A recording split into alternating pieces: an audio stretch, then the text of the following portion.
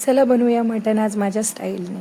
पहिले घेतलं आहे तेलामध्ये टाकला आहे कांद्याला चांगला फ्राय होऊ देत आहे आणि त्याच्यामध्ये मी टाकणार आहे नंतर हळद टाकल्यानंतर त्याच्यामध्ये जाणार आहे अद्रक लसूणची पेस्ट थोडीशीच टाकली आहे, कारण बाकीची भाजीसाठी ठेवली बनवायला. ही फक्त आपण उकड काढण्यासाठी करतो आहे.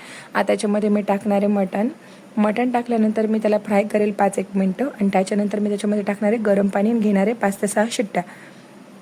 5 ते 6 शिट्ट्या घेतल्यानंतर आपण कुकर बंद करून घ्यायचा आणि भाजीची तयारी करायची. भाजीच्या तयारीसाठी मी घेतला आहे कांदा जो भाजलेला आहे गॅसवरती आणि खोबरं पण भाजून घ्यायचं आणि थोडासा बारीक चिरलेला कांदा. मम्मी ते मटण दाखवती तिने जे धुतलं ते. आता हे सगळं झाल्यानंतर मी ते ना कोथिंबीरच्या ज्या काड्या असतात ना त्या काड्यांची पण पेस्ट करून घेतली, म्हणजे त्या पण टाकल्यानंतर टेस्ट चांगली लागते. आता मी तेलामध्ये जो आहे ना तो भाजलेल्या कांद्याची पेस्ट टाकली आहे. माझ्या हातामध्ये कोरडे मसाले जे दिसते ना तुम्हाला त्याच्यामध्ये आहे लाल मिरची, घरचा केलेला मसाला, काळा मसाला, त्याच्यानंतर धने पावडर आणि त्याच्यामध्ये असणारे मटण मसाला.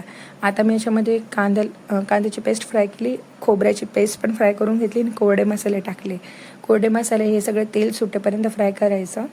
त्याच्याच नंतर त्याच्यामध्ये जाणार आहे मीठ टाकल्यानंतर आपण त्याच्यामध्ये टाकली कोथिंबीरची ती पेस्ट जी आपण वाटली होती ती, आणि त्याच्यानंतर हे मटण टाकल्यानंतर पण व्यवस्थित फ्राय करायचं, म्हणजे टेस्ट चांगली येते. आणि मग ते जे उरलेलं पिवळं पाणी ते पण टाकून द्यायचं त्यामध्ये. आता ही बघा इथे भाकऱ्या करते आणि भाकऱ्या करताना सगळं घर त्या किचनमध्ये आणि इतकी मस्ती चालू होती का त्याच्यामुळे ना मी थोडासा तुम्हाला सांगण्यासाठीच थोडा स्पेस घेतलेला आहे. आता बघा पुढची मस्ती तुम्हीच. एवढं पीठ नाही घ्यायचं, मग खाली भाकरीला चिटकती. काय विचार तुमचे? देखने दे भाई, नजर ना लगे पर टुटल्या माला शिवानी गजब बेइज्जती है कि इस तरह से भाकरी बनाई जाती है। कुछ भी भाकरी बनाई जाती है। अपने दुश्मन को नीचे रख के उसको कैसे दबाया जाए। मैं नवऱ्याचाच विचार करून राहील. हाँ हालत नाही ती. नवरा झाडाचा पत्रा झाला. नवऱ्यामध्ये झाड झालाय. नाही पीठ घे खाली. तुटली बस ती राहता तुटून. हाँ कवर वाटत होती. इस तरह नवरे को बहुत पीट पीट के पतला करा जाता है। वाह साहब, उसके बाद भारत का शेप दिया जाता है। हाँ उसके बाद उसको पकड़ के उल्टी ऐसे आग में फेंक दिया जाता है। देखिए किस तरह से फेंक जाता है। हाँ जे दुसरे पातळ केलेलं. पातळ म्हणजे लय बारीक कोंडे नाही, मोठी कर. तुला शिकायची होती म्हणून मी तुला छोटी करायला लावली होती. किस तरह से नवरे को उधर से उधर से इधर से उधर से उधर से पकड़ के धोया जाता है। टेक्नोलॉजी अच्छे दिन है। टेक्नोलॉजी फिर कूटा जाता है और फिर से कूटा जाएगा अभी।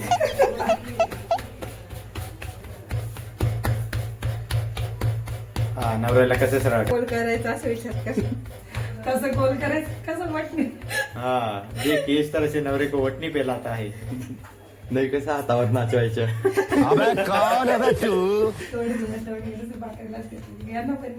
इकडे घे हिच्याकडे घे. कोण करते ते पाहू दे. असं राहू दे. हाँ समजून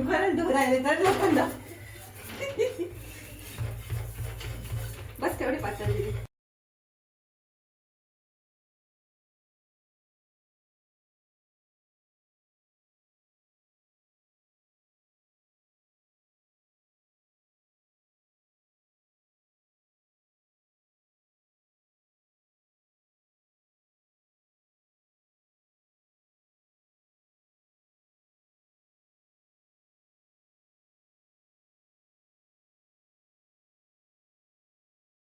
खरंच नाही शिजलं का? नाही थोडं कच्चं वाटतं ते संपायला.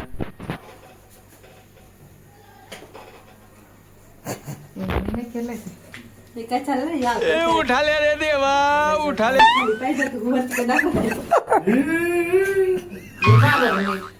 पाहून घे. आत्ता तुझा फ्रीज गेला. तुला मारतोय त्याला नाही.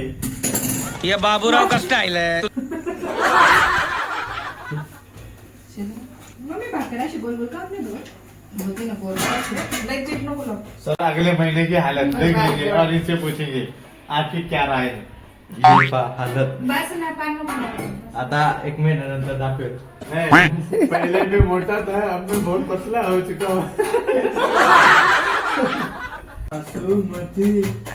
मम्मीने सिंगल पीस मध्ये पाठवले, हाफ पीस मध्ये घरी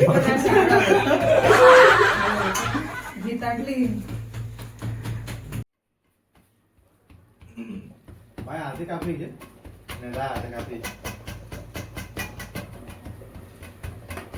बारीक भाकरी चांगलं होतं तुला मग बारीक जाडू राहिले.